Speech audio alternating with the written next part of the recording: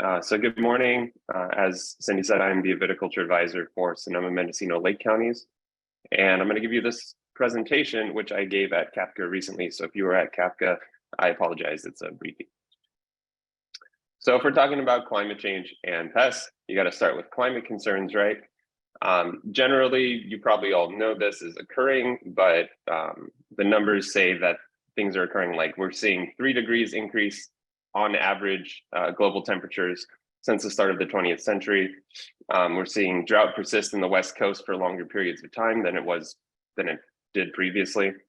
Extreme weather events are becoming more and more frequent, and these are heat waves, spring frosts, things like this. And then we're also seeing the adaptation and migration of different pests and diseases to these new conditions, which is problematic, especially from an IPM standpoint. So these frost events, heat damage, the drought that's very persistent, these are all abiotic stressors. Abiotic stressors don't have to do with any sort of living organism usually, but vines are very susceptible to them and have to respond to them. And vine susceptibility to biotic stressors can be partially influenced by the amount of abiotic stressors that occur in a given growing season. Because plants don't really have a natural immune system, they respond to stresses with additive resistance. So they will create these defense compounds, they will synthesize them in order to deal with one stress after another. And abiotic stressors may elicit a different response than a biotic stressor like a pest or disease would. But under the best conditions in terms of abiotic stress, a lot of grapevines can tolerate different pests and diseases and not show that many symptoms. Oh. Okay. So abiotic stressors have a really big physiological impact on grapes. The two big ones that we have in the West Coast are heat stress and drought stress. It's pretty obvious when we have a week, in the North Coast of 115 degrees for 5 days straight, right? But heat stress can increase vine water demand because they're transpiring more. They can also increase vine respiration, which is the CO2 output. And particularly timing of heat stress is important because we can see that it can influence foliar growth or result in more damage from phytophagous insect pests. Early in the season, heat stress isn't terrible because we don't have fruit on the vine. So we're not losing really much of the phenolic compounds. We're not increasing sugars drastically. And most likely we're just increasing vegetative growth. But drought stress can result in oxidative stress in the entire vine, which is problematic. That's a very big stress response, is oxidation. Your polyphenol synthesis can increase as an abiotic stress response, and your phenological and morphological characteristics can respond too. A great example of that is if you go look at tree rings. Years with less drought, you have typically larger xylem vessels. And thus your hydraulic conductivity changes in that time frame. So your drought stress is more or less affects this kind of morphology. And that's true also in grapevines, which can be something that we see influence the spread of vascular diseases like Xylella. And we just went through that slide. So another impact of these changing climates is shifting phenology. And I actually didn't put the animation in here, I apologize. But as we see here, the growing degree days for Sonoma County has increased more drastically and more rapidly and to a higher degree in previous years. So this red line is 2012, where 2020 was this purple line. And that has the effect of actually shifting our phenology of our grapevines to typically earlier in the season.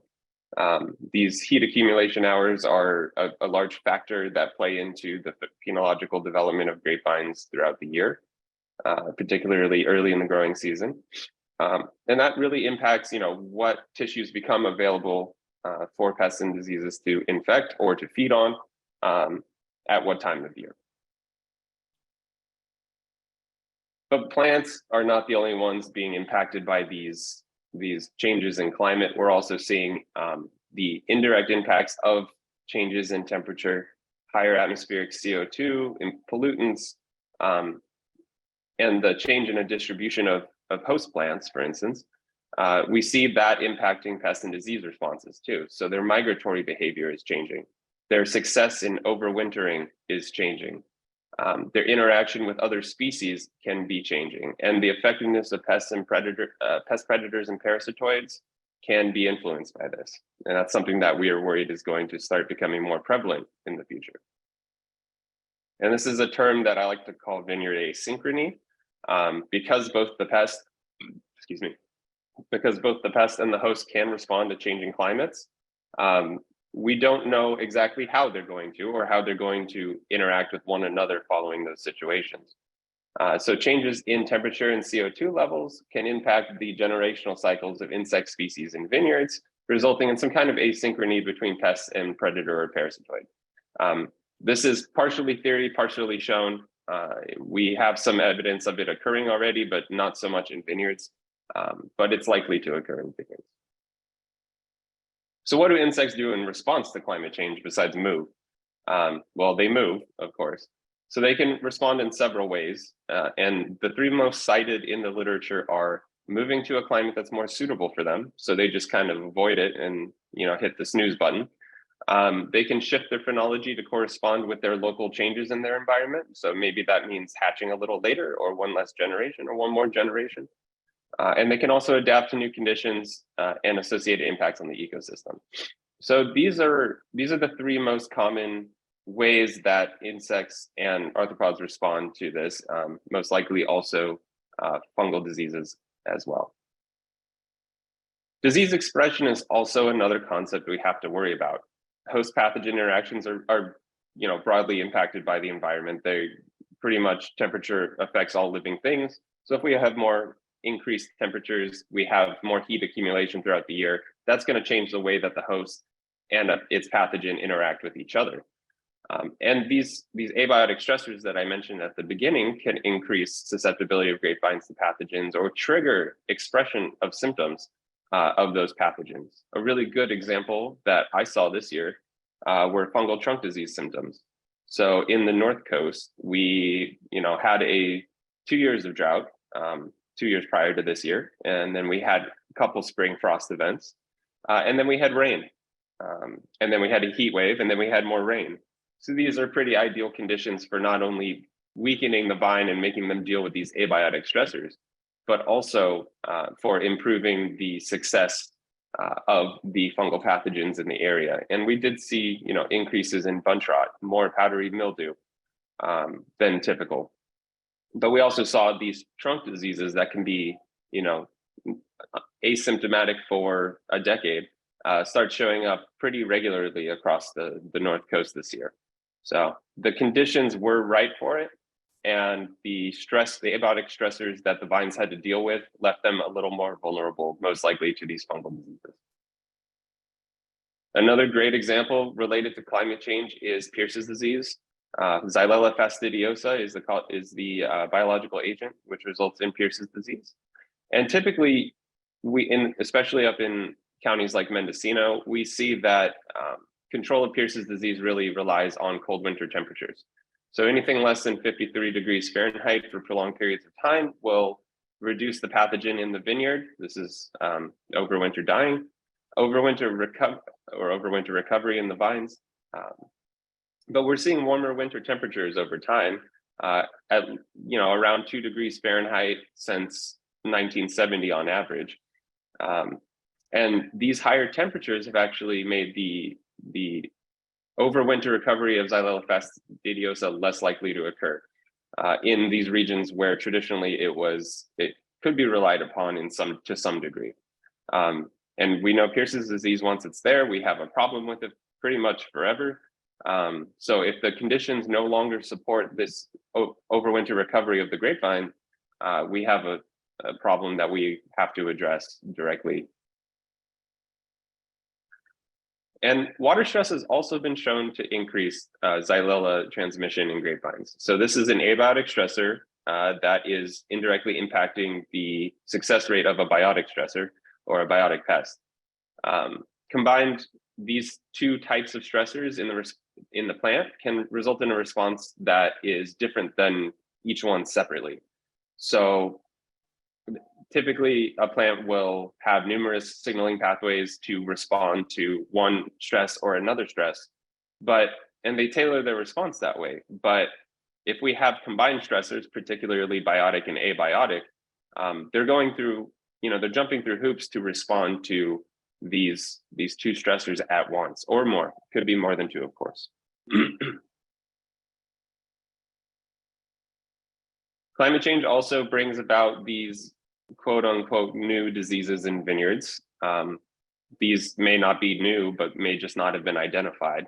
A great example from human biology is Lyme disease on the West Coast, Lyme disease on the West Coast was initially thought to not be a concern for decades. And people were getting it still because it was here, it just was very low compared to the prevalence on the East Coast. And Lyme disease on the West Coast, because it was misdiagnosed, a lot of people had issues with Lyme disease, which is a terrible disease. Well, eventually they identified it as Lyme disease on the West Coast, and now we know if you get bit by a tick, you should go get it checked out. But that's a very similar thing to what occurred with grapevine red blotch virus in vineyards. So the red blotch associated viruses are a real good flagship example of these new diseases that are not technically new, they just weren't identified. This one wasn't identified until 2008 in Oakville in Napa Valley at the research station run by University of California. Prior to that, it was initially thought to be another virus, I believe leaf roll.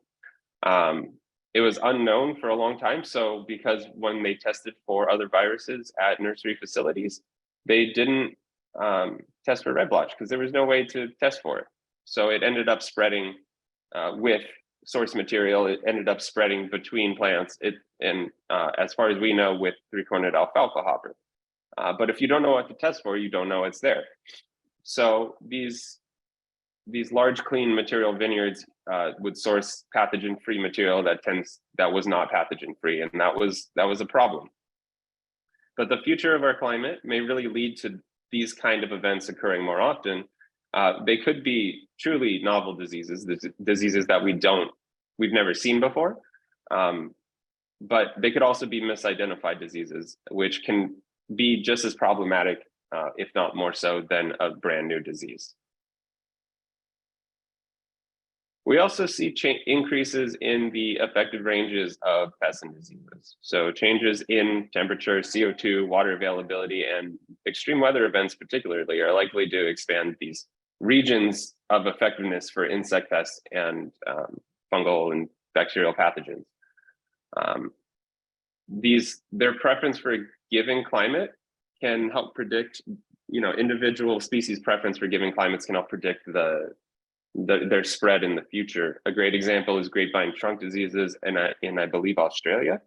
There was a study conducted that looked at several different grapevine trunk diseases, and only a few were able to spread beyond their typical range. So it's not every disease, it's just some of them that we expected to see. And the ones that are more generalized than others tend to have a higher potential to spread to new areas. So, this is something that we've seen before. This is something that we expect to see again. A great example that I think we should look at is glassy winged sharpshooter, which is obviously a problem. It's been in Southern California for at least 100 years. And it's caused quite a bit of damage, but as we see temperatures rising, we may see it start moving north and towards the coast more.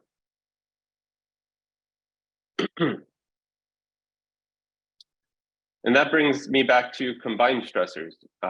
Heat and drought are a great example because they occur together fairly often. If it's hot out, if it's dry out, it's probably hot out, and vice versa, at least in California's Mediterranean climate. The changes and the responses of the grapevines in response to multiple stressors, combined stressors, it tend to be greater than if it was one stressor individually. So the combination of heat and drought decrease plant growth and yields more so than just heat or just drought. It could also include ROS production, which is reactive oxygen species production, which is very bad for cellular health in the grapevine, or just different hormonal signaling, which may or may not be a good thing. These fungi and grapevine trunk diseases in general tend to increase their growth rates at temperatures 25 to 40 degrees Celsius, or up to about a little over 100 degrees Fahrenheit.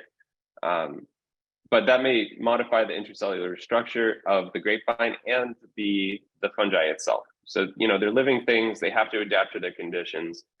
Humans do this too. People that live in very cold climates can tolerate cold better. People that live at high altitudes have better lung capacity. But our generations are a lot slower than a lot of other species, so they can adapt much quicker. And then migration, again, this is the one that I am very worried about. I'm sure some people are very worried about. Glassy winged sharpshooter, we already have a problem with in a lot of the Central Valley, the San Joaquin Valley in Southern California. But we don't, exactly know how to deal with it here. It's a different microclimate, it's a different ecosystem, it's a different place. And they may respond, these pests and diseases that move north or toward the coast or in any direction in particular, may respond differently in different climates. And if the climates are changing, that makes it all the more difficult to actually figure out what to do with them. And of course, temperatures and CO2 are essential components to the migration of these pests and diseases. Particularly, we're seeing more of these, more high temperatures and more CO2 levels. And I do want to make a brief note about our soils and what climates are doing to our soils, because a huge amount of pests and pathogens are soil-borne or have some point in their life cycle where they are tied to whatever soil that they're in. The soil is really the foundation of agriculture. It is very important, and if you have a poor soil, even if it's a grapevine, it's very hard to get the results that you want from that field. A healthy soil, I put healthy in quotes because people define this very differently, is really the foundation for all of agriculture. It can benefit the crop that's being grown, but also the agricultural ecosystem around that crop. So what are the microfauna, microflora in the soil look like, and are they healthy, and are they interacting, and are they competing? A really healthy and diverse soil microbial community can limit the impacts of soil-borne pests and diseases by encouraging these interspecific competition between species. That's what we hope, at least. In a lot of cases, that may not be true, but a healthy ecosystem is always better than a barren one. So like I said, the term healthy soil is very unique. It's used in a lot of different ways and defined in a lot of different ways, very similar to the word sustainable. There are, of course, regulations for putting the word sustainable on a bottle of wine, but if you use it in a colloquial sense, these are both poorly defined terms, in my opinion. So the main factors that I consider for a healthy soil are nutrients. Is there enough to support the crop? And supporting organisms. I call them supporting organisms. They're beneficials, right? The structure of the soil. Can the resources that these organisms need actually get in there and stay in the soil? Water, air, nutrients, right? Microbiome, is it a functioning ecosystem or is it dead, right? Is it not a thing? And population dynamics. Do you have the right organisms in the soil competing for the resources, or do you have a bunch of things that are going to damage the grapevine and increase competition for the grapevine? These are things that I would consider when looking at a soil. One of the key components is competition. You want to make sure that these soil-borne pests and diseases have something that they have to fight against for resources. That's part of a healthy soil. That's number 3 on my list there. If grapevines are adequately fertilized, they're fed well, they're watered well, they have less compounded stressors. So that includes abiotic stressors, which we can't do much about when we're stuck in a field in a specific geographic region. But if you feed your vine well, you water your vine well, and you maintain your vine well, it can more effectively tolerate pest damage and disease symptoms from things that might otherwise cause quite a bit of damage. If you encourage a soil ecosystem, you may have more beneficial competition among the organisms in the soil. This is an image down here of different kinds of feeding of nematodes, which is always fun, but there are fungal feeders, bacterial feeders, plant feeders, but there's also predatory and omnivorous nematodes that sometimes eat other nematodes. if we can encourage this full plethora of them in our soil to proliferate, then we have a better chance at controlling the ones that are problematic. And then, of course, our soils are getting hotter. Everything's getting hotter. The ocean's getting hotter, the air is getting hotter, but also the soils. It's unfortunate, but soils temperatures have also risen by 2 degrees Celsius roughly since 1961. That could really impact soil water availability, could impact soil-borne organism life cycles. So maybe they can reproduce faster, maybe they grow bigger, maybe they can move easier through different otherwise barriers. And it also influences our grapevines life cycles, because more increased heat may increase, I don't know, mycorrhizal biomass, which increases nutrient hunting, nutrient acquisition by the plant.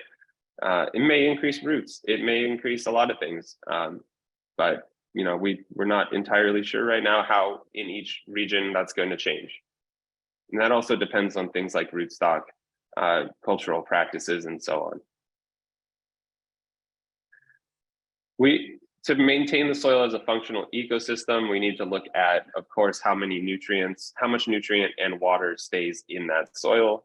We need enough to feed both the grapevine and the beneficial organisms. Organic matter amendments are a great way to improve water holding capacity and nutrient retention. And I always go with split fertilizer applications, because smaller doses improve the nutrient use efficiency in vineyards and leave some behind for beneficial organisms without giving them too much, and they take off and they go running with it. We don't want that either. So, these are the problems. I gave the little solutions, but what else can you do about it? Climate change, the impacts of climate change are really unpredictable. We're worried, everyone's worried about it, but generally we know what to expect, but not when or where to expect it, or to what degree to expect it. We got spring frost events, down in the San Joaquin Valley this year, which some places that never got spring frost events in, say, April. That's amazing. We got, heavy rains right after a heat wave in right near harvest in September. That is, that's going to stall sugar accumulation in grapevine. These extreme events are occurring more frequently and unexpectedly, and these long-term weather forecasts can be less reliable than they were in the past, because we don't know what's going on. Impacts like heat waves are actually more noticeable in regions that are unaccustomed to them. They're more impactful. Coastal heat wave impacts will have a greater influence on the agriculture there than inland heat wave impacts, because one, we don't have the infrastructure for it. We're not prepared for it. Typically, we would never assume that a large heat wave, we would now, but originally we wouldn't assume that a large heat wave would come through, 2 days before harvest on the coast. Where inland in the San Joaquin Valley, they could expect that. And that's kind of the trend that occurred for, most of viticulture existence there. It's, the opposite when you're looking at spring frost. Spring frost, we expect in the North Coast pretty regularly, every year or two. But in Fresno, they may not be expecting that to happen. So they're not prepared for it. So the impacts are greater in places that don't typically see these things. How do we tolerate climate change, and how do we, deal with pest adaptation to it? Breeding and genetic solutions are one way. We have the GRN rootstocks for grapevines developed by the Walker Lab. These are supposed to be nematode resistant, and they are, but they're not in wide production yet. The Pierce's disease resistant scions, also from the Walker Lab, have been released, and these are supposed to be tolerant to Pierce's disease. They get it, but they can still function with Pierce's disease.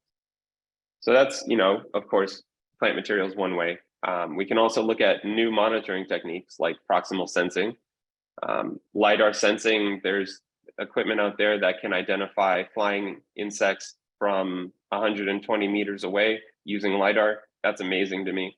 And then there's non-invasive disease identification using different radio waves and microwaves to identify pests and diseases within a grapevine without destructive sampling. So if you think you have something and it's not causing a huge problem to your yields, you can, these technologies that are being developed, we can look at them and say, well, yes, we have it. Is it a problem? No. We want to promote beneficials as always, but we need to look and see which ones we need for the future of different pests and diseases moving north. And then we need research on these combined stress responses in grapevines and all crops. I would consider, we have abiotic and biotic stressors. I would consider a combined stress response another category there. So we need to look at it, and it's very tailored. It's very bespoke to what the stressors are in those situations. And then I'm not going to get back into resistant cultivars, but rootstocks really have been used as this form of resistance for generations now, ever since phylloxera was introduced as a problem, from North America. But we're continuing that tradition of looking at these materials as a way to deal with pests and disease. These new monitoring solutions are great. The one I failed to mention before was drone-based NDVI, or other drone-based activities. Drones are becoming more and more prevalent in vineyards, and you need a license to fly them, but it could maybe be a really good addition to our tools for tolerance for these things. The promotion of beneficials is important. I mean, that's part of the basis of IPM, right? Of course, we have to be careful with this because we don't want to introduce something that is going to actually cause a problem. But the asynchrony that I mentioned at the beginning within vineyards may be occurring with beneficials as well. Maybe their hatching date is a week earlier than they typically would, and their first generation doesn't align with the pests that they typically would otherwise provide control for.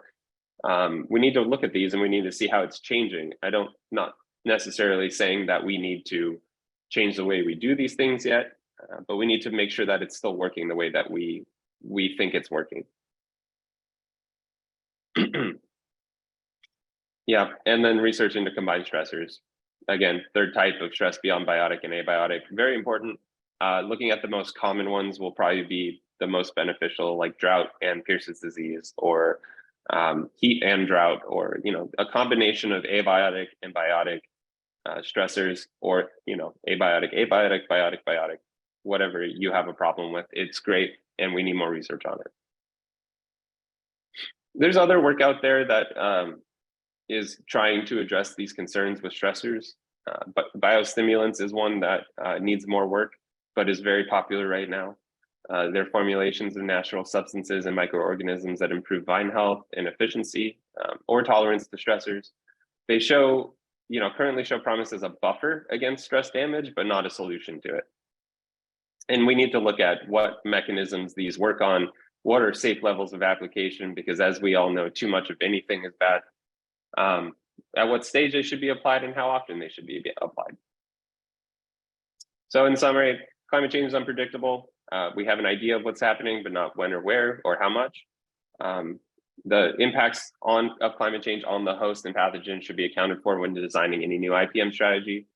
There are existing solutions in development, but we need to keep doing research on things like combined stressors and IPM efficiency.